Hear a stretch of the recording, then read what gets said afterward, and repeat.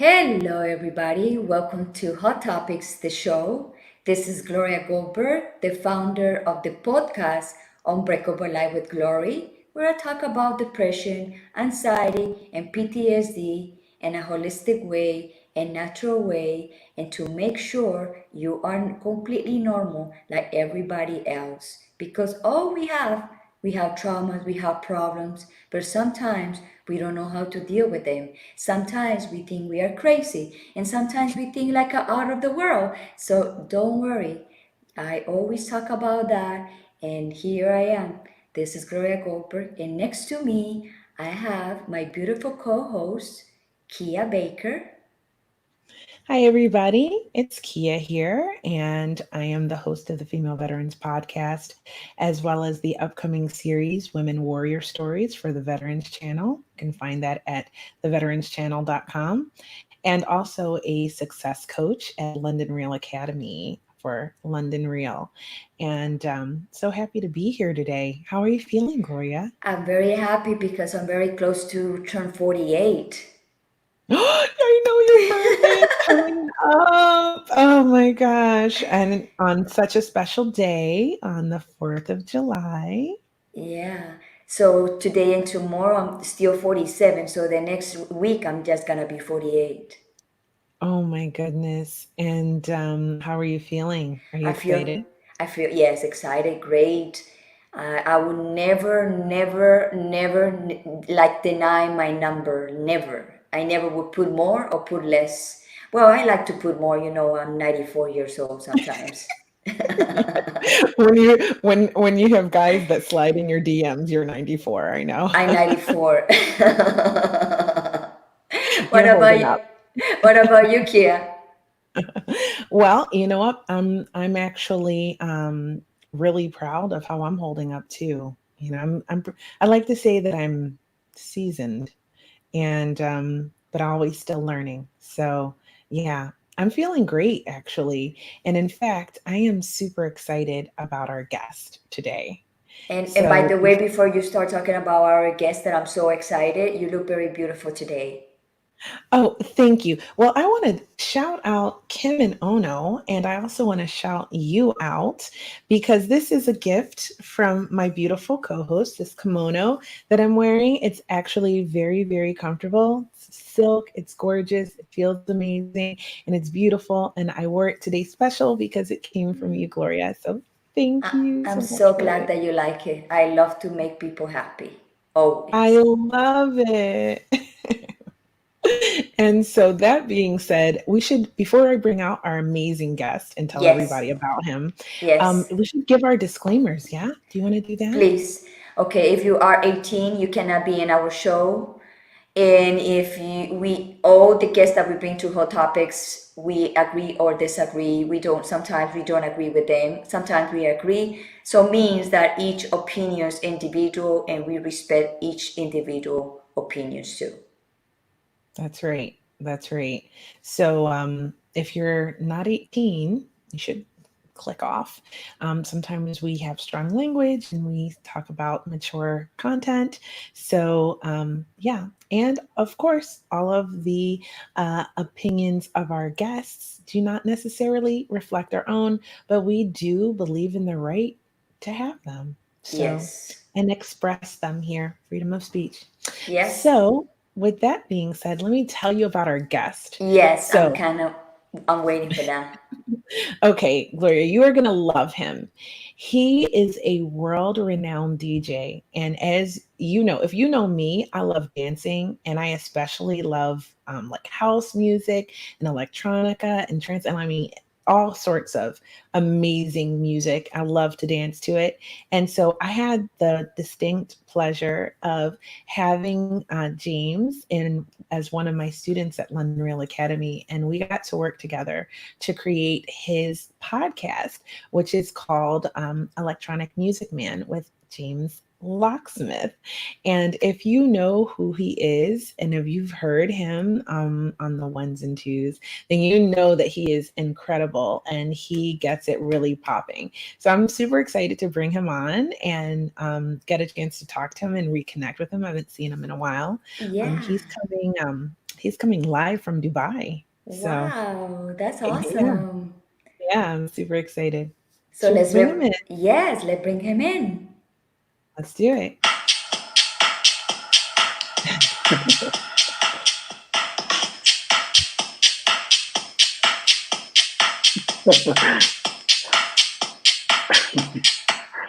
That's part of Okay. your one of your music. It's yes, one of the recent sets that I did for a radio podcast here, a live broadcast that I did here in Dubai. Yeah. So how are you, James? I'm good, thank you. I'm good. Good. Thank you so much for having me.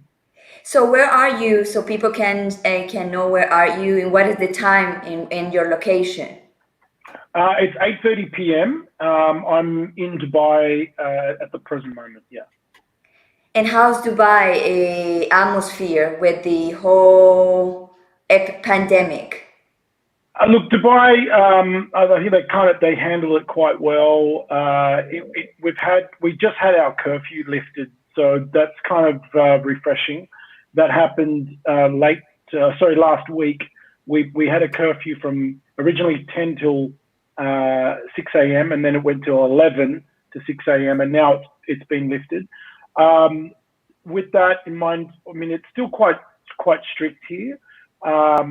People with masks in certain public spaces, but otherwise, it has loosened up. It has eased up. So, and things are coming back to normal, so to speak. So you are a DJ, so you work all the time being a DJ. So this problem make a problem for you? It was in the start of the year. It was quite a shock because most of my work has been a big part of my work is performing as a DJ. But thankfully, my background extends into a lot of other areas in music, and I guess pulled from those resources and experiences to create a new online business, and it's how I met with Kia as well earlier this year to develop new content and adapt to the new changes.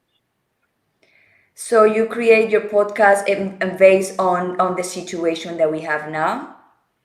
Yeah, look, the podcast initially was I had this concept in mind. I wanted to combine transformation in music, and I have another podcast which I thought to put them together, and then after doing the course that I did earlier this year, I realized, look, it's best to keep them separate, not blur the lines, keep them as two separate.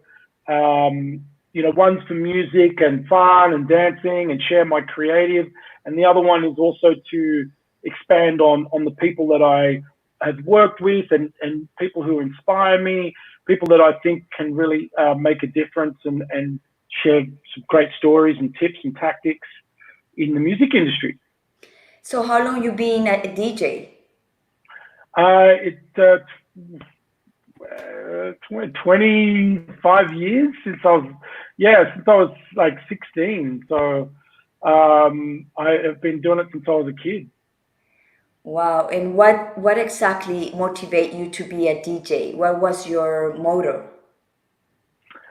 I think, look, I was always fascinated by radio as a young kid, radio and music videos, and I loved hip hop culture. And when I learnt about the I guess what happens behind in music production, and I discovered my mother's records at a young age, and I heard the music that was in hip hop, like the samples.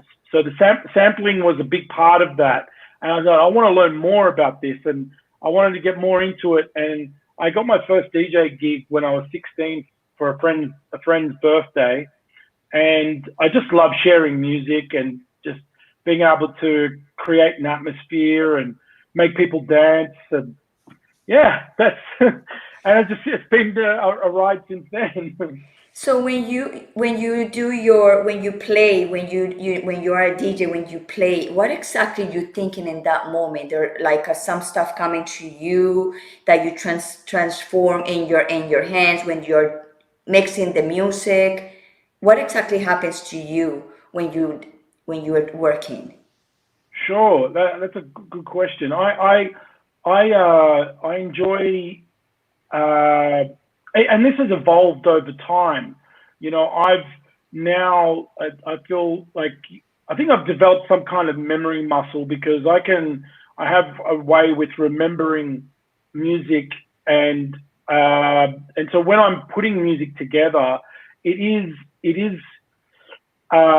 it's a story. Like I try to, especially because the kind of music that I play is all about keeping this sort of level of vibration and keeping people at a particular emotional state, and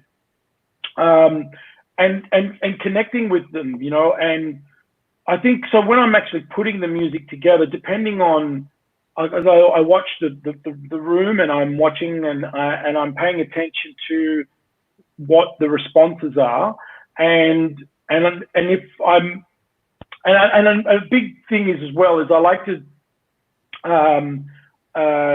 what I call peaks and valleys. You know, like I like to kind of bring people into a place of where it's not so high intensity, but it's still driving them, and then bring them back up again, but not, you know, still keeping the same kind of tempo. That's if I'm doing a proper dance floor set. But yeah, and I play a whole range of different electronic music and dance music, so it really depends on the party as well. So if I am playing a particular sort of theme where it's very more like world music sort of sounds, then I like to sort of take them around the world and take them to different places. If I'm playing straight up like a proper American New York style house set, which is one of my favorites, I will, again, like, you know, I like to connect the jazz, the soul, and again, then there's a lot of Afro rhythms, Latin rhythms as well. So yeah. So you need to use a lot of your intuition.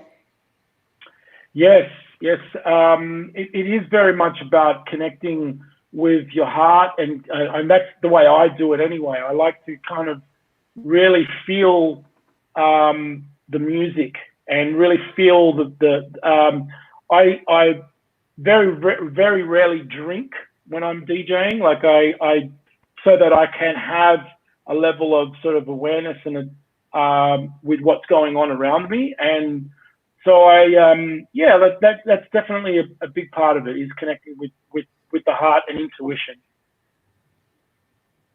I feel that because when you're on the dance floor, like as a dancer, right? And when you're listening to your favorite DJs do their set, like the music, just you got to feel the energy of not only the DJ but also the music. You know what they're putting out there. So I can definitely see how you need to be able to for it to be intuitive. Absolutely. And so, do you have moments in your career where you said, "Oh, tonight was like sucked because probably your level of energy was not there"? Oh God, yeah, very much, absolutely. That's happened before many times, and I think that's what you develop is you start to learn that resilience, and I mean, I spent the last 3 years before COVID hit working with a venue every week, mostly, you know, Thursday, Friday nights, finishing at 3 a.m.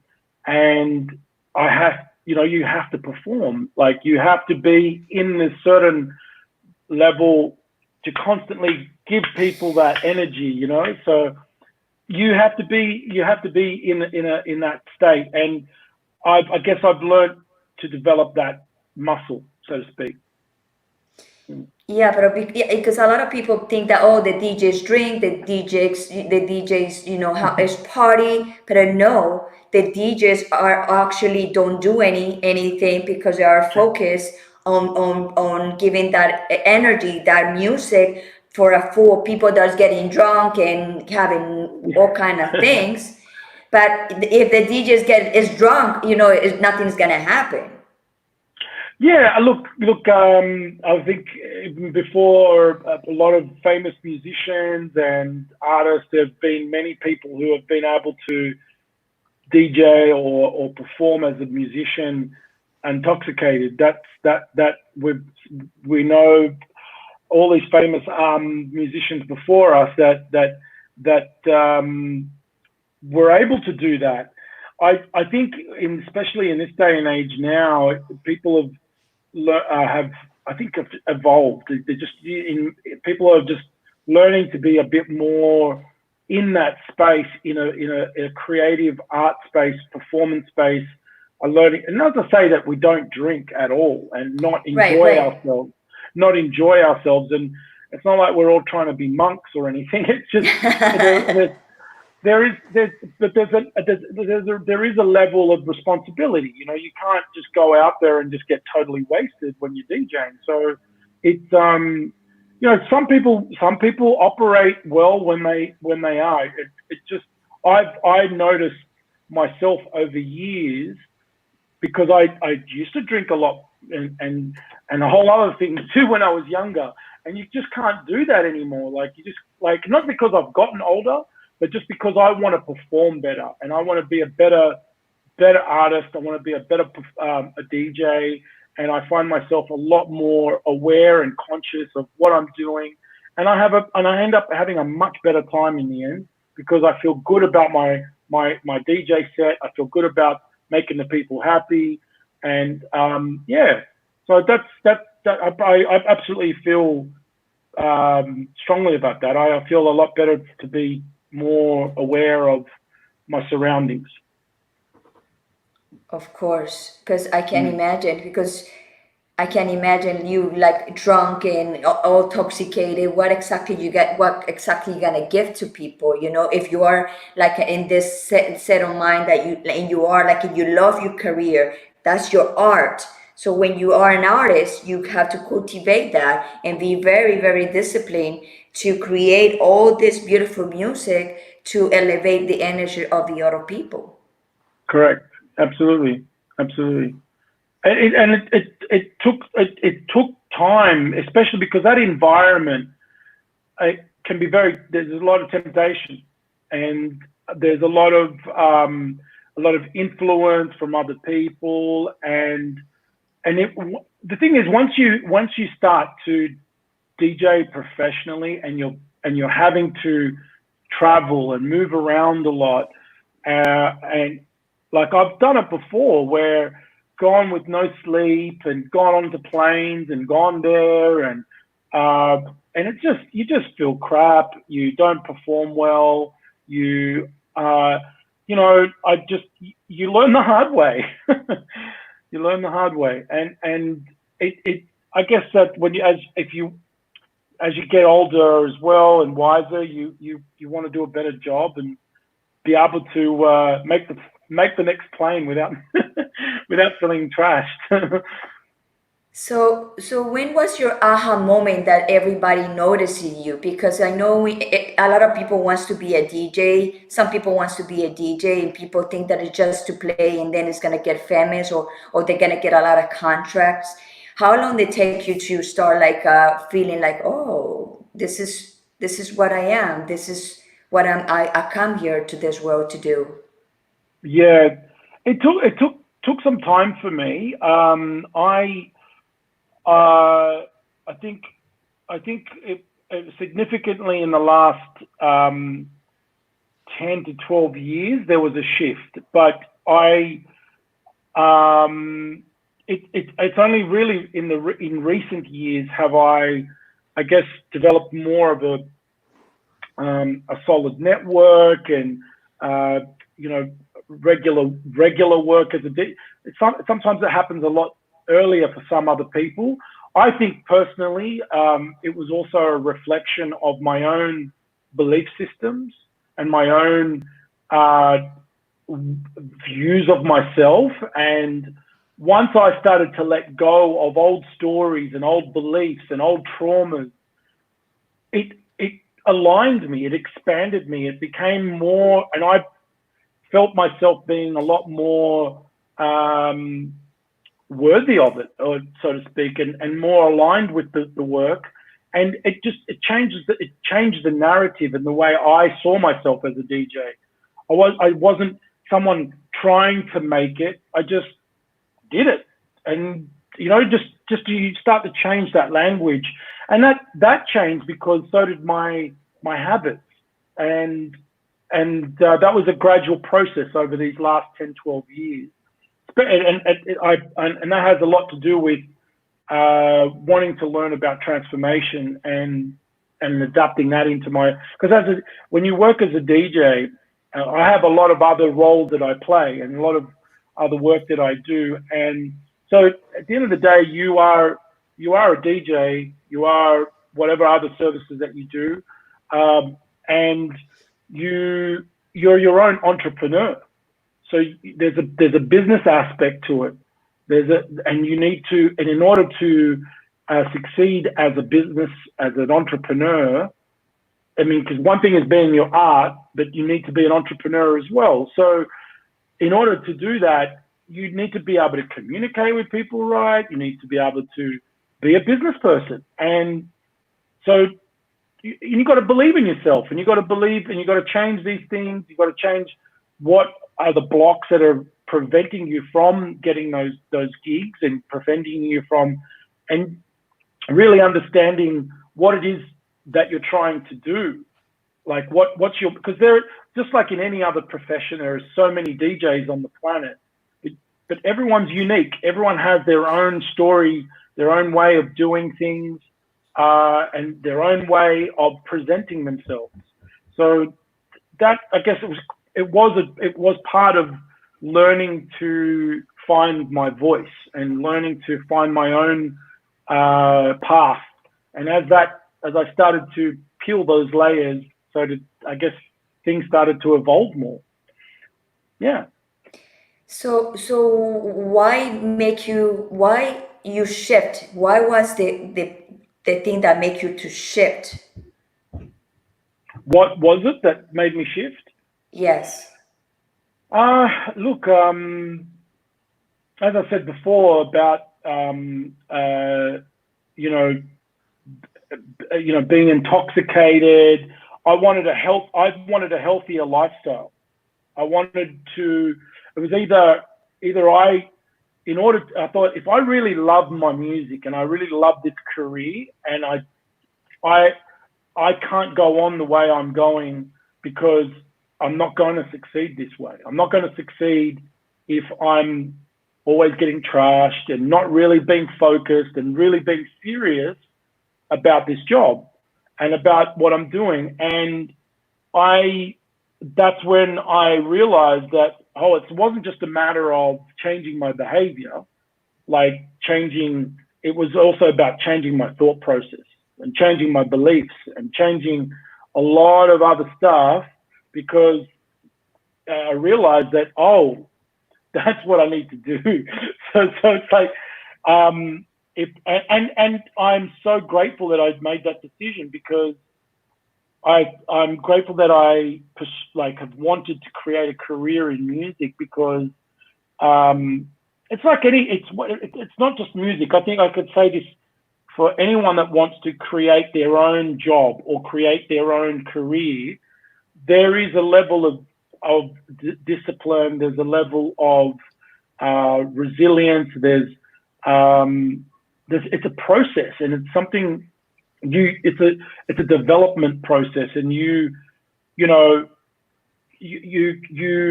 put the time in. It's like someone that wants to, by the end of the year, have a great physique. If you got to put the work in, you got to go to the gym, you got to do the work. And I'm grateful for doing that, because I've been able to overcome old patterns and old stories and become a better version of myself as a result. So I'm really, really grateful for that. I think you wanna become the DJ of the angels.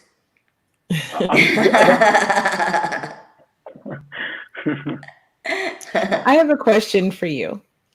Sure. So I know that you and I are both we both like Joe Dispenza, and so you were talking about making a conscious change in your spirituality and your beliefs and everything like that. So can you share a little bit about your journey in that regard? Yeah, definitely. Look, as I mentioned, the last 10, 12 years is where I would say my, I've been practicing yoga and meditation since I was a young boy. I was always into martial arts, so like Eastern philosophy was always, an interest. And also I studied like yoga. I'm a certified yoga teacher as well. Me too. And excellent. And so I over time, so those 10, 12 years ago, it became more intensified when I wanted to learn more about personal development and transformation. And I guess I started this journey. I had left Australia, I moved to Dubai, and since then I've just been working out, learning more and more to find what works for me so that I can incorporate that into my music and incorporate it with my work. So a couple of years ago, aside from all these other great people in transformation that have been, that I've learned a lot of things from, I came across Joe Dispenza's work, and I found it to be so revolutionary and so much more like prolific in the way to sort of reprogram and using hypno kind of therapy. Let's sort of change, like reprogramming yourself, and with meditation. And it just resonated with me. Like I saw him talk, I saw his talks and interviews, and I just found it to be like kind of like a missing piece of the puzzle of all the other information that I've come across. And it made me even understand yoga and yoga theory so much more, because it was kind of Dr. Joe describes it in a modern way, like he even goes far as to not calling chakras, he calls them energy centers, because he just doesn't want to kind of like get people steer away from, I guess, because a lot of people get, chakras, you're into chakras. When you call them energy centers, people think, it's a bit more scientific, And so, right. For square minds. Yeah, and even activating chakras and the pineal gland exercise. I mean, it's Kundalini yoga. Yes. But he doesn't call it Kundalini.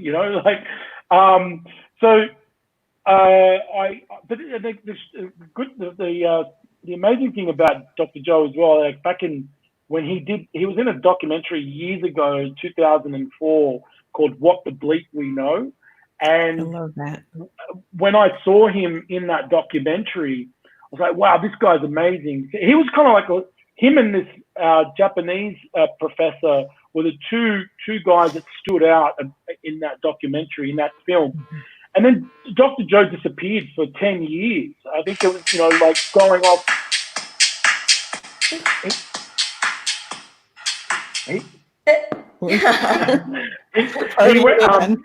The angel want me to tell, is the angel like, hey, let's put the music now. I'm sorry.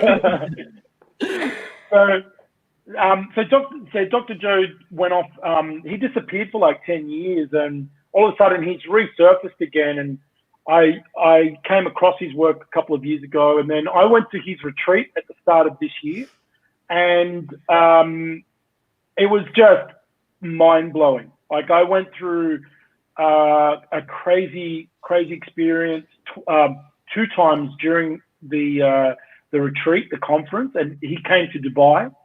And I'd already read a couple of his books and started practicing some stuff. I even participated in a couple of live streams last year.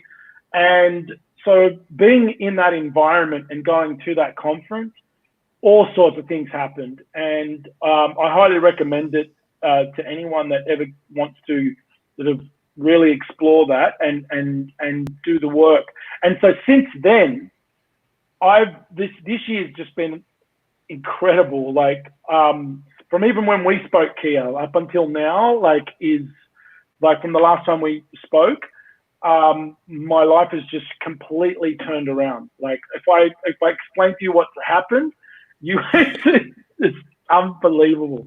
I'm pinching myself, and it's because I diligently do his meditations every day. Sometimes I'll meditate 3 to 4 hours a day, and it's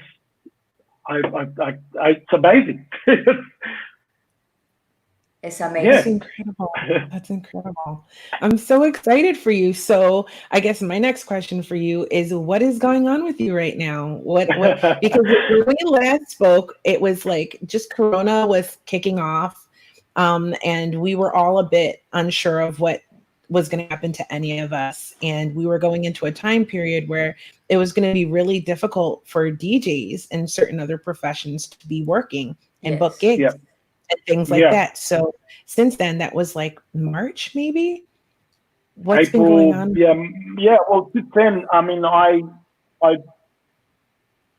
basically hadn't earned an income from February up until like, I don't know, 3-4 weeks ago, and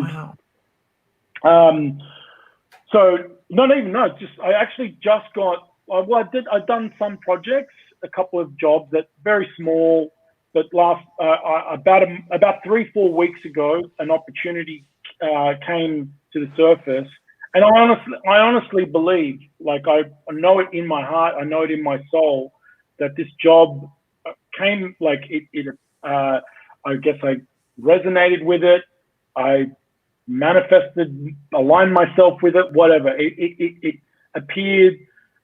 As a result of all this work that I've been doing, both in the metaphysical stuff, like with meditation, and changing a lot of stuff, and it just completely, like all my work that I've done up until this point in my career as a DJ, as a broadcaster, as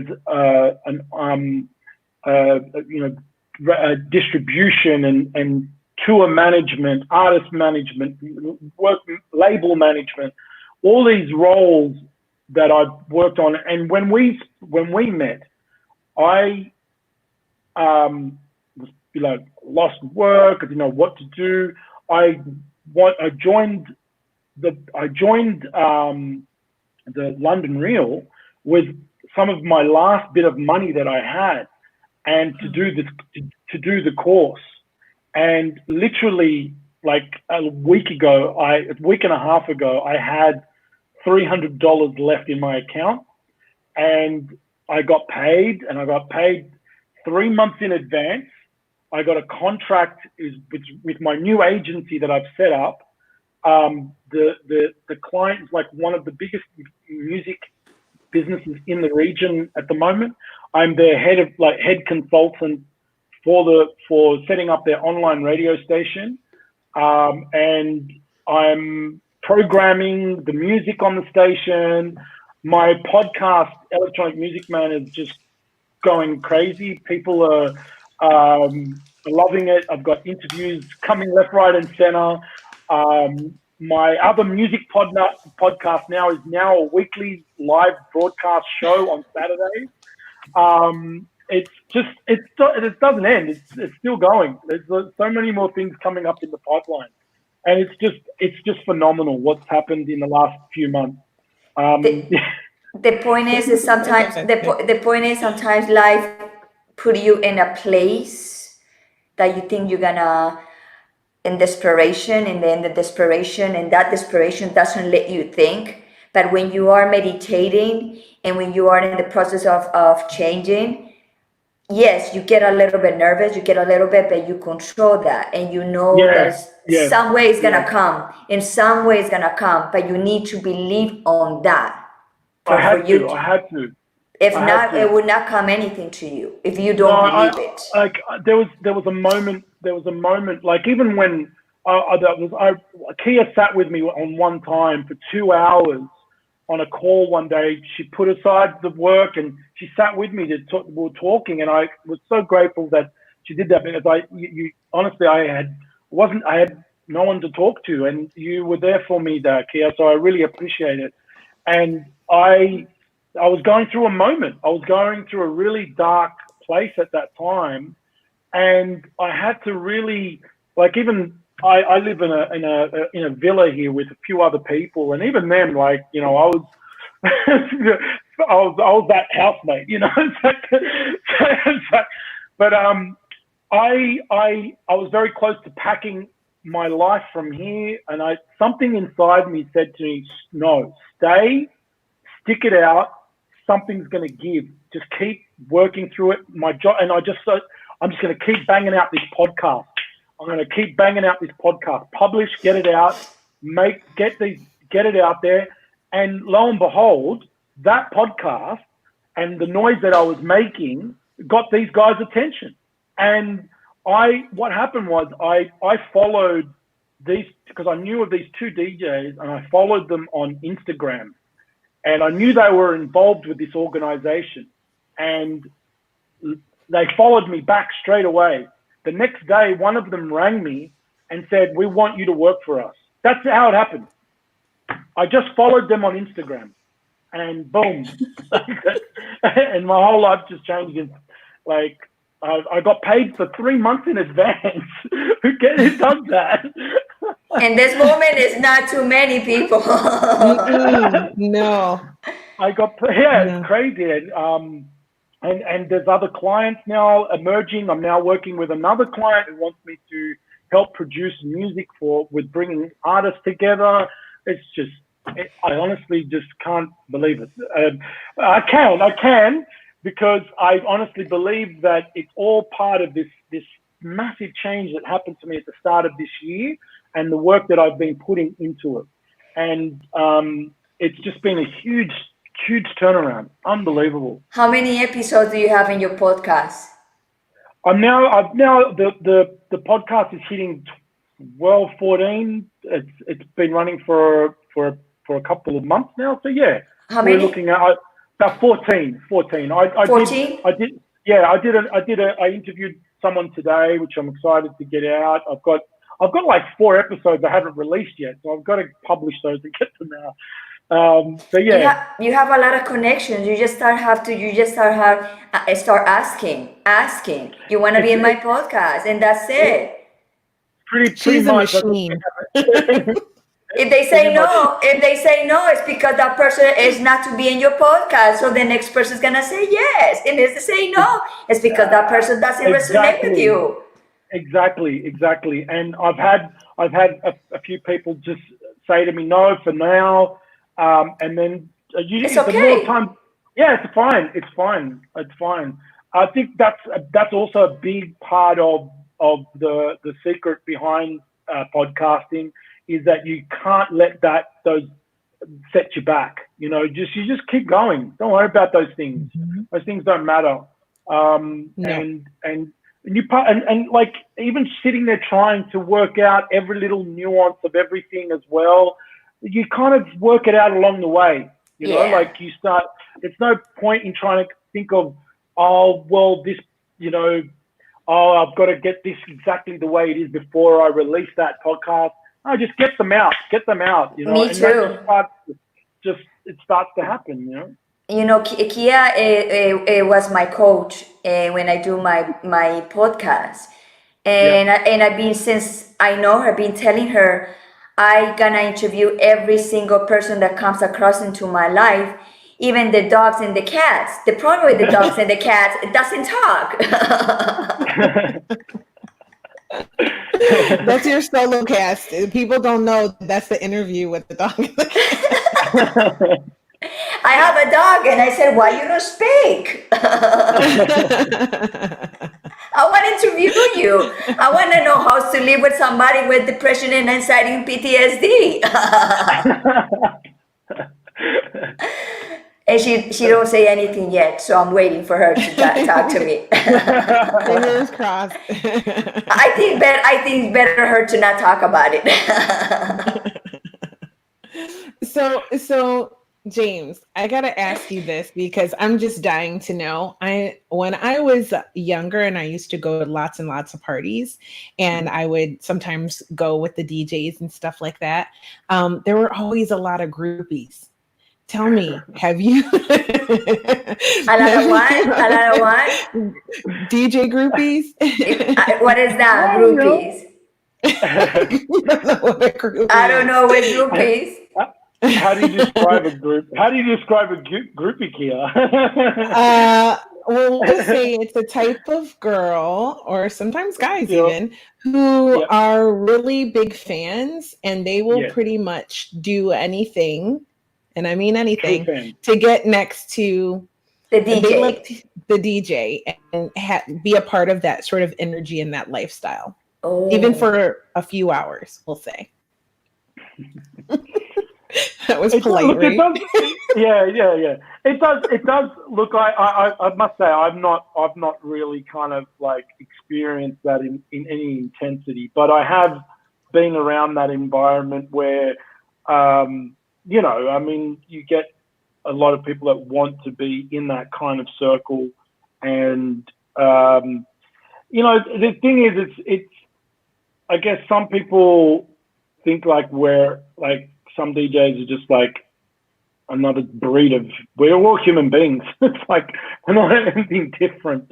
And we're like everyone else, you know, it's not like, and then, I haven't like, you know, you do get some people that, I guess want to kind of get the access to that secret after party, or, you know, or if there's a, you know, or a boat party, oh, can I get on that boat? Or, you know, and they kind of hang around. They hang around. So, I guess, I think, to answer your question, I haven't really had a huge amount of that. So, yeah. Okay, that's good. That's good. And so tell me, what is the DJ lifestyle like? Look, I mean, I wouldn't call myself like a huge international star. While my work does, I do travel internationally. When there is like when it is the season when things are back to normal, and you know, usually I have had the pleasure of flying around, particularly around the region and Europe, and you know, the US last year. You know, I think when you've got a tour happening, it can be tiresome because you're constantly on the road. Otherwise, on a day-to-day business as usual, like I work a lot from my office at home, so it's not all glamour, and you know, there is like a normal working day, you know. So it's and you do need to develop, I guess, your public face, you know, the way you deal in the public, and that becomes a thicker skin over time, you know, because you do have to deal with drunk people, intoxicated people, annoying managers. So, you know, it happens. So you and that's another reason why it's best to kind of try to be, have your wits about you, so that you are aware of all these different personalities and different states of consciousness as well. So the lifestyle, I try to maintain a healthy lifestyle as much as possible, and I'm always trying to improve that, trying to improve my diet, improve my fitness, improve and meditation. Meditation's a big part of my life. So James, what about love? How's you in the love department? Well, I'm single. I'm single at the moment. I'm dating again, finally. I was in a relationship at the start of the year, and while things were all kind of tipsy-turvy, there was a breakup, and but since then, it's nice to be back out dating again, which is nice. That's awesome. I'm glad to hear that you're back out there. It's what you do. Where you put a sign on the market. Well, no. Right now in particular, it's the dating apps is a big part of the way I'm meeting people, because there's no way to go out and meet people. So the dating apps have been fun to connect with people, go for coffee, and now it's really hot here at the moment. Last night I actually went on a little date. I went out for a walk, a nice beach walk for an hour, which was nice with someone. So since you're dating, tell me what constitutes a good date for you? I have another question after that one. Okay. Now we're fired up. Okay, what constitutes a good date? I think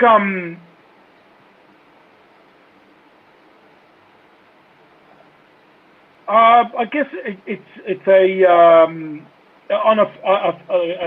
good first date would be to kind of learn, I guess, to make it nice and fun to an extent. It doesn't have to be crazy. Like, it doesn't, something simple like a beach walk, where,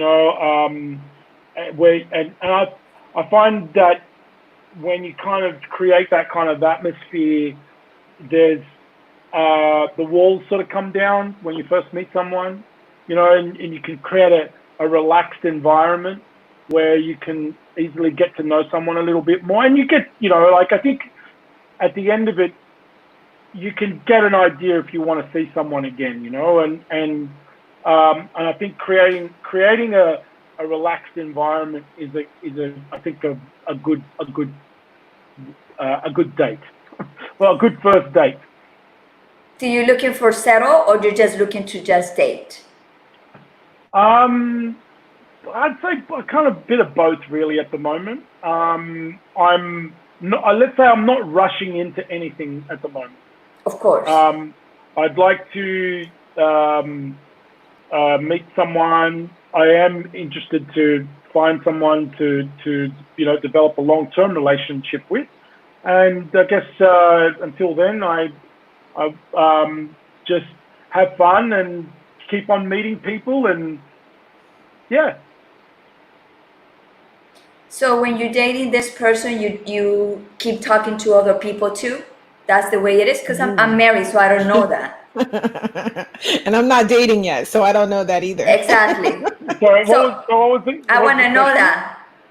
So the question is, when you're dating someone, you went in a date with that person, but at the same time you're talking to other people at the same time, like you're like looking and picking and choosing. You're not exclusive. Right. Right. I mean, look, unless I'm starting to romantically see someone on a more regular basis, I personally, I'm not the kind of guy that likes to juggle a lot of romantic relationships at one time. I think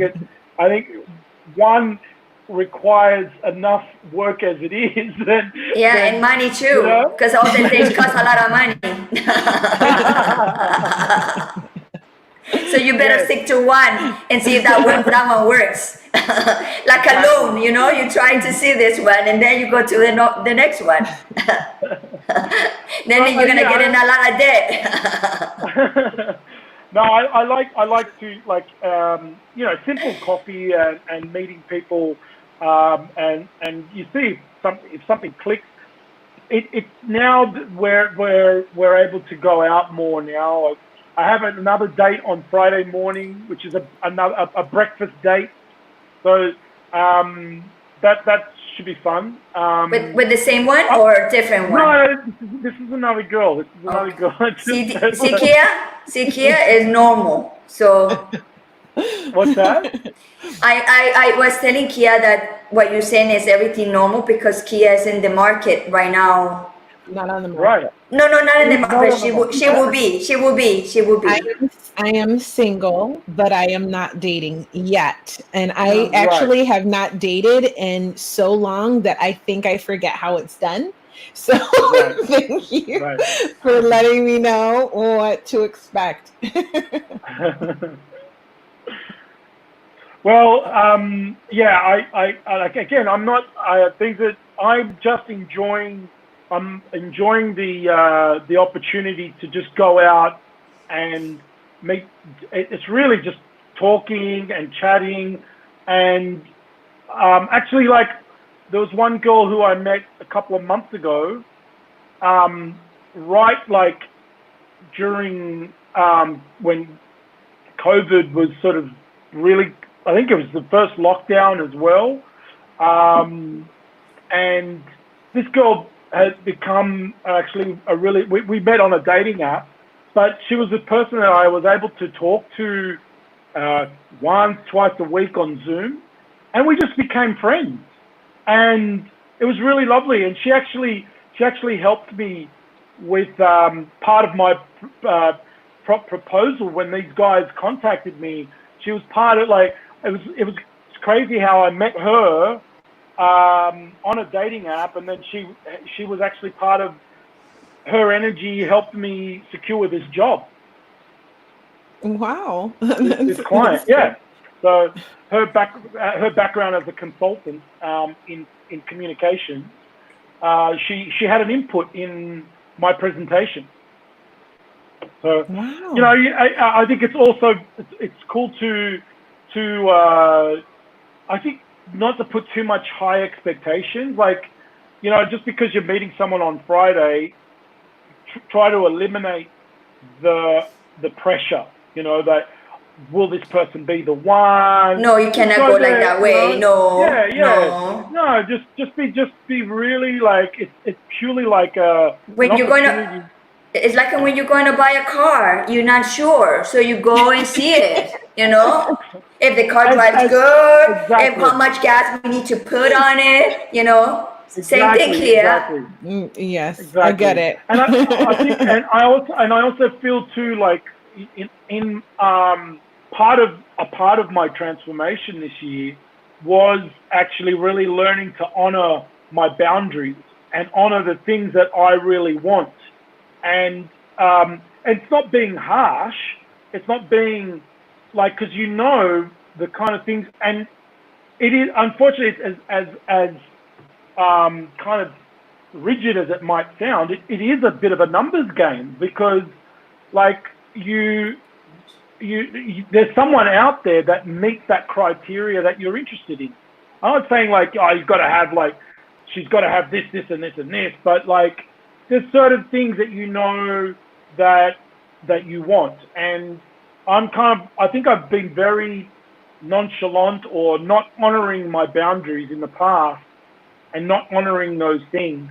So I'm going to wait until someone comes along that I know that I can get along with, we have similar interests, we have that she's out there, Of course she's out there, but also you cannot be so picky too, because it's about the energy of the other person is going to give you, and when the energy and the level Absolutely. of your energy is the same, you're not going to look Absolutely. something else. Absolutely. You're going to feel, okay, I match with this person.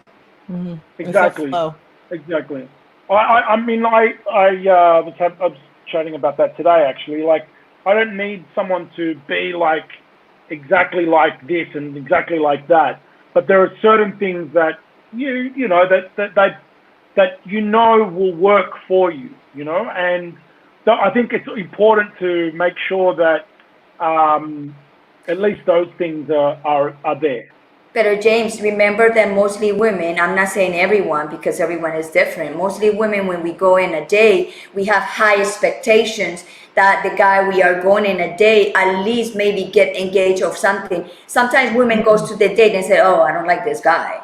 Or the men too, but a lot of women go to high expectation because a lot of women are like in their 30s, 35, they want to have a family, they want to have a marriage. And it's hard right now for a lot of women that are like in that. There's nothing wrong to have those desires and those expectations. There's nothing wrong with that. I think you just got to learn how to be somewhat flexible to a point that it's not just going with the first guy that comes along. No, of course not. You still have to have certain things that you desire, and I think, and that goes the same with guys, you know, like there's got to be a certain level of things that you would like that you'd like from a partner, you know? Mm-hmm. Right. So I have one last question before I think we're going to wrap it up right here. We are at 56 minutes in. It just flew by as always. Because you've been single for many times and probably you date a lot of people in Zoom. How you kiss in Zoom? Like this?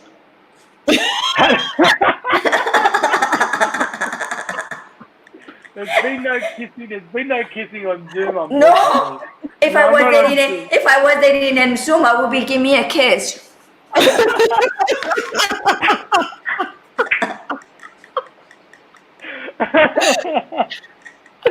Oh, Gloria, you're fantastic. No Zoom kissing. No Zoom kissing. It's no COVID-19 transfer there. There's nothing transfer in there. Just a Zoom kiss. Totally safe. Totally safe. Absolutely.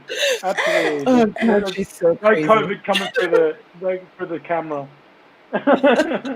Well, practice. Maybe this is gonna be a trend. A Zoom kiss. I think you're onto something here now. I think you're onto something. Like at the bottom of the Zoom, they have put your hand up. Now you can have an icon for kissing. Of course. Oh, yeah. I'm telling you, they're gonna rob that. There's gonna be of course. Zoom dating. Zoom dating. They're really missing a whole market right there. And we want to cut when that happens. We want our share. Totally. Oh my gosh, you guys, this has been so amazing. We are at 58 minutes, and it always seems like it's too short when I have some of my favorite people here with me, like you, James. So I think we got to dance a little bit.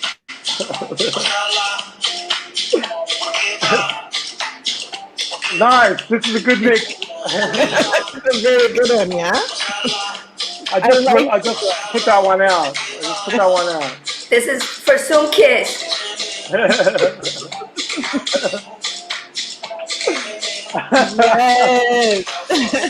So I gotta tell you that I cannot wait to hear you spin live. This is gonna be amazing. So I hope that we get to go to London in September. Yeah, are you planning to still be there? Like that's yes. the plan? Oh, Whenever cool. it is, I will be there. However, Awesome. I'm fingers crossed that it'll still happen in September. So, Awesome. James, remember when you're getting more famous, don't forget about us and invite us to your show, so you can say, "Oh, I'm gonna buy 2 hotties from Hot Topic. Come here." You can be my new groupies. Yes. I'm with the DJ. I'm with the DJ. Oh, yeah. Yeah. We do some kisses.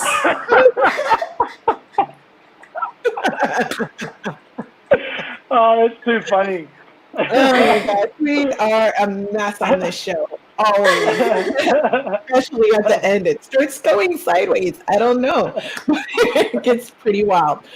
So, if you think this is wild, you should see what happens after the show in the conversation. It Right. really gets real. Right. But anyways, we might save that for Patreon one of these days. We'll see. But anyway, James, it has been such a pleasure to hang out with you. We're going to wrap the show, so I'm going to put you in the green room. Wait for us if you can, and we'll chat after. Awesome. Yes. Thank you so much for having me. Thank you so much. It's been a pleasure. But before you go, tell us where we can find you on Instagram, Facebook, wherever you are. Let everybody know. Sure. It's James Locksmith, like the keys, Locksmith. Yeah. Yep, you can find me on Instagram under that name, and of course, Apple Podcasts, Spotify. There's my website is a great place to find me, jameslocksmith.net. And you can, if you like, you can sign up to the newsletter there to find all about the notifications of all the podcasts and events and things that I'm up to. That's awesome. So, James, hold on. James, Yeah. I know you need to get on lock because you're locksmith, so you need to find the key to open your heart. This is the thing, my heart is so wide open now, it's crazy. I think it's lock. You need to, the perfect key needs to go in. Good one, Gloria. That's very much what's going on. Well, thank you so much, ladies. It's such a pleasure. Thank you so much to James Locksmith for coming. I really appreciate you. It's been great to connect with you. And wait for us, and I'll see you in a minute. Okay. Thank you. Thank you. Bye-bye, ladies. Bye-bye. Oh my, you are so crazy, Gloria. It never ceases to amaze me, girl. Never ceases to amaze me. So, how was that? That was fun, right? It was fun because, a lot of people have a concept about the DJs drunk, intoxicated, whatever, and having like a party life. And he was like that before, and then he just like shifted and then say, no, this is not the way. So that was a cool experience for a lot of people that are like wanted to be DJs. He's an example when they hear this story that drinking and intoxicating yourself in any kind of job that you do is not gonna be good. You intoxicate yourself and drink whatever when you're having fun and you're relaxing, but when you're doing a passion, your work, you have to be with all your sense. Yeah. I mean, I think that that's important for young DJs coming up behind him to see how much that it's equally the business aspect as it is the creative aspect. But it's a beautiful thing when you can have something that you love to do that's creative and that you can make money off of it, because then you can really live your passion and live your best life, in my opinion, my humble opinion anyway. Right. So, and like you said, a lot of young kids, they should look up to him, or he needs to create a program that would teach them and guide them what are the mistakes that he did, that they don't need to go through those mistakes and get better DJs, because he's a generation, older generation of DJs. So now there's coming new DJs. So I would say the new DJs want to know all the tricks and things that the DJs they do all the time. Yeah, because that's a difficult business to Yeah, it succeed in. is. You have to really grind for that one. So Yeah. I appreciate his hustle, and I think he's incredible, It's and he incredible. is just a great guy. So I was really excited when he said that he would come on Hot Topics and spend an hour of his life with us. That's And awesome.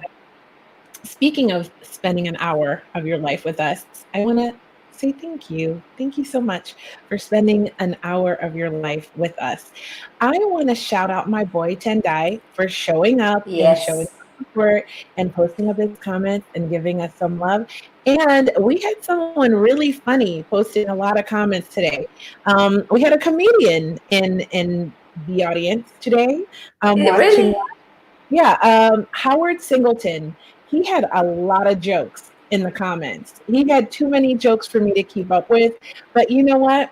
Even if he was a troll, which he wasn't, he was just funny. I appreciate all of those people because they take the time to watch the show for an hour and participate and share their energy with us, no matter what. So I appreciate that. And hey, Show me one of the. There's anyone that you can share now before we go? let me see. He had so many comments. You can see them on the show, but let me see. A lot of them were about fish, so I think he really likes fish. Fish. He maybe is a fisher. I don't know. And they were all fish jokes. Okay, people say I'm a coward and spineless. What is that? Spineless. People say I'm a Spineless. coward and spineless. Not my fault. I was born a jellyfish. You see, it's kind of funny, but also weird and very fishy.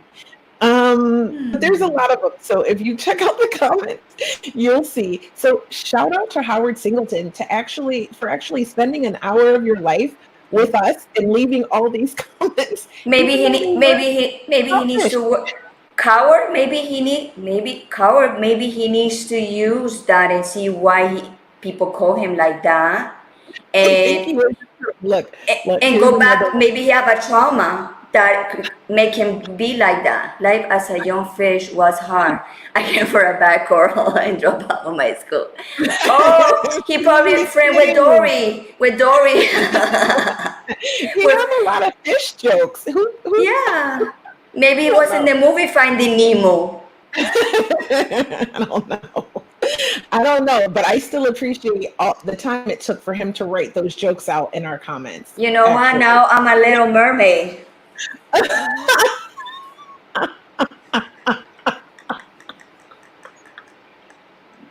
See? And I have the dress of a little mermaid.